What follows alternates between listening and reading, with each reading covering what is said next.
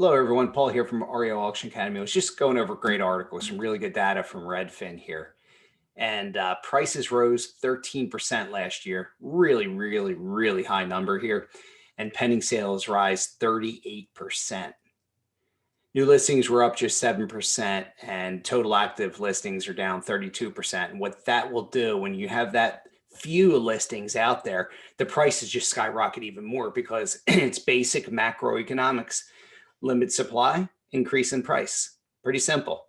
It's like when, pardon me, when Tickle Me Elmo comes out and they limit the supply in there, people are paying ridiculous prices to get these things, right? It's the same with housing. People still want to move, still want to go. They're still scared about the whole pandemic. So because of that, they're willing to spend more. They're going to do it, especially with record low interest rates. And you're going to have record high numbers going here. I'm going to continue. I think we are going to see this through at least the first quarter of 2021, potentially into the second quarter. Don't know whether we'll see a fall off after that. Really, mortgage rates are the big dependency on that. And if we have moratorium on foreclosures lifted and more foreclosures start to come into play, which will again increase the inventory and then stabilize the pricing. Because right now the pricing can't be stabilized because there's more demand, there's pent-up demand and not enough inventory going on. And that's why we're seeing these numbers here. I mean, these are crazy. 38% of homes went under contract, had an accepted offer in the first 2 weeks. That is a seller's market, well above 25% rate during the same period a year ago. And again, about a year ago, we didn't even know what this pandemic was. We weren't even learning about it really until later in January. Oh, that's where we are now, into February. So it is different times, obviously. And again, I think that's going to continue. But it's crazy to see what the pricing is here. If you look at the year, we've got the median home price is now $319,000. That is staggering. That is a staggering number to the point of, it's affordable only because of interest rates being, 1.75% to 3%. Right now, 2.65 on a 30-year.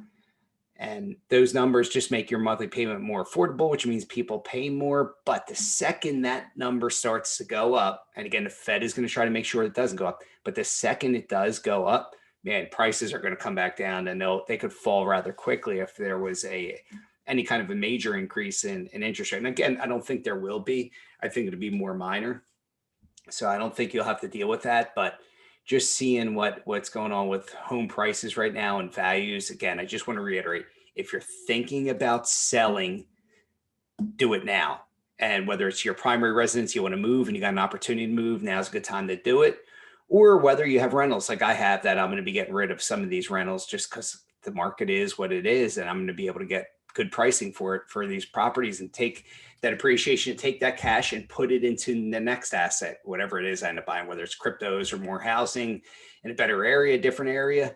But at least stash the cash and be ready for the crash. That's our motto here at REO Auction Academy. We are stashing the cash right now and preparing for the crash. And a big part of what I'm doing personally, and this isn't financial advice to anybody, but a big part of what I am doing is I'm holding a lot of my cash in cryptos. And you guys know the crazy increase we've had in cryptos here. So that has really helped, but I'm going to keep monitoring that. If I need to, I take it out, put it into a stable coin or put it into the dollar again and go back and forth, finding the right asset class to go into. But again, waiting for the end of the year or maybe into 2022 for the increase in inventory and the decrease in housing prices. We will see. I cannot tell you when that will be, because I see now that Biden's in, we're going to have more stimulus, more money in the market, more inflation. You're going to see everything be going up in price more. Federal Reserve wants inflation. They want that to happen. So this is something that they're trying to do.